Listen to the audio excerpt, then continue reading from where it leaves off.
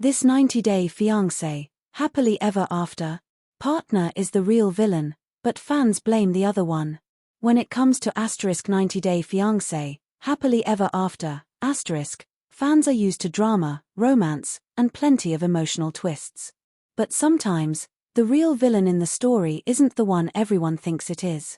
In this particular case, one partner has been painted as the villain by fans, while the true manipulator and toxic force remains largely unscathed or even praised.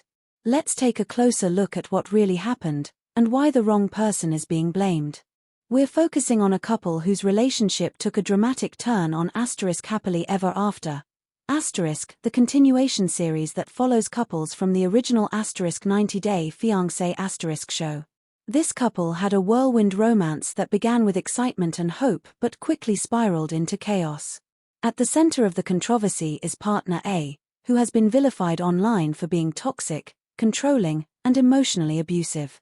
Meanwhile, partner B, who initially seemed like the victim, has been defended by fans and portrayed as the one who was wronged. But if we look beyond the surface-level drama and dive into the full context of their relationship, the truth is far more nuanced and shocking. Partner A is often shown on the show as being emotionally expressive, confrontational, and sometimes volatile. These traits have led fans to label them as the villain. But what fans often miss is the reason behind their behavior. Partner A came into the relationship with emotional scars from past experiences.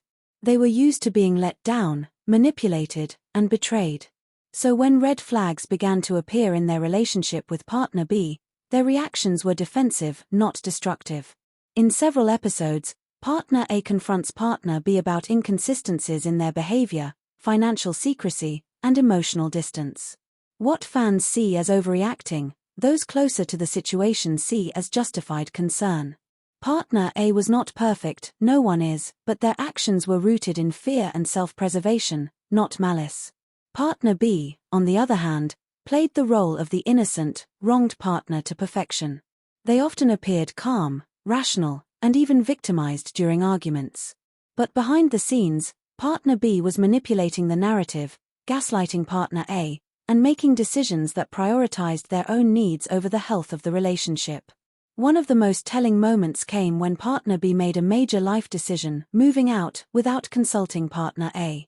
When confronted, they claimed it was for their mental health and framed partner A as the reason they needed space. But in reality, partner B had already begun distancing themselves emotionally and financially. Partner B also withheld important information from partner A, including financial decisions and future plans. They played the victim while simultaneously controlling the narrative and avoiding accountability. So why are fans blaming partner A instead of partner B? It comes down to presentation and perception.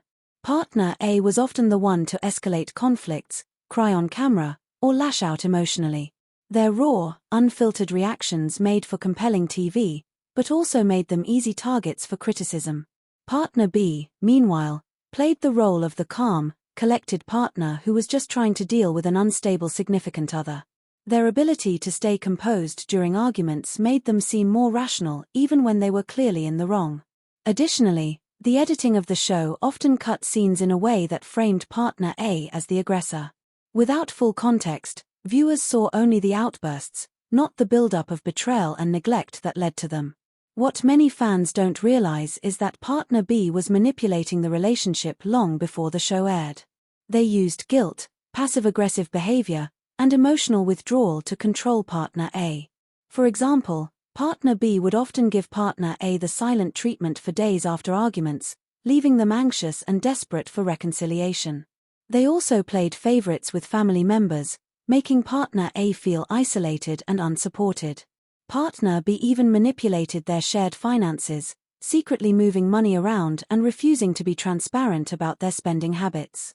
When partner A asked for clarity, they were accused of being controlling or paranoid.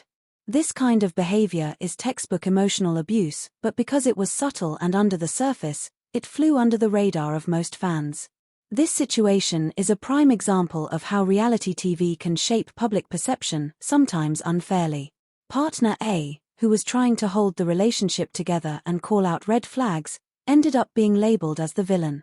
Partner B, who was emotionally manipulative and dishonest, was seen as the victim. This dynamic is not unique to *90 Day Fiancé star.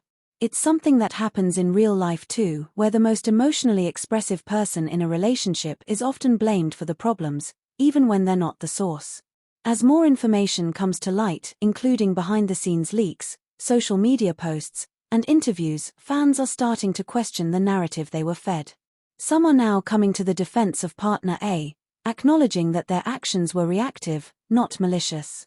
They see now that partner A was trying to protect themselves from a partner who was emotionally unavailable and manipulative. Meanwhile, partner B's reputation is beginning to crack. More people are pointing out inconsistencies in their story, questionable financial decisions, and a pattern of emotional manipulation that was hiding in plain sight. This story is bigger than just one couple on a reality TV show.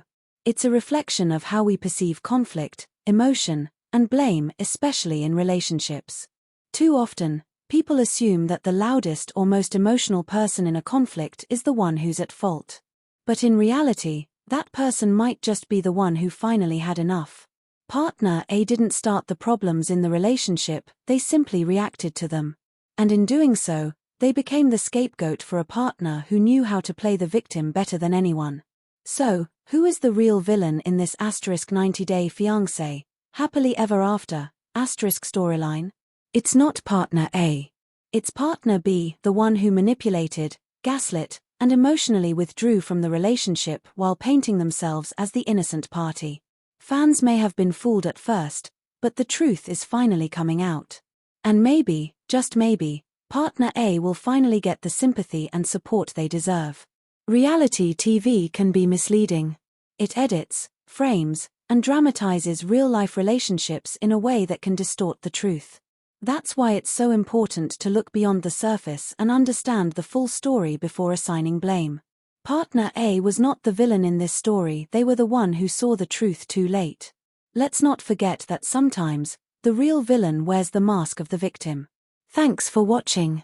If you found this breakdown eye-opening, don't forget to like, subscribe, and leave your thoughts in the comments below.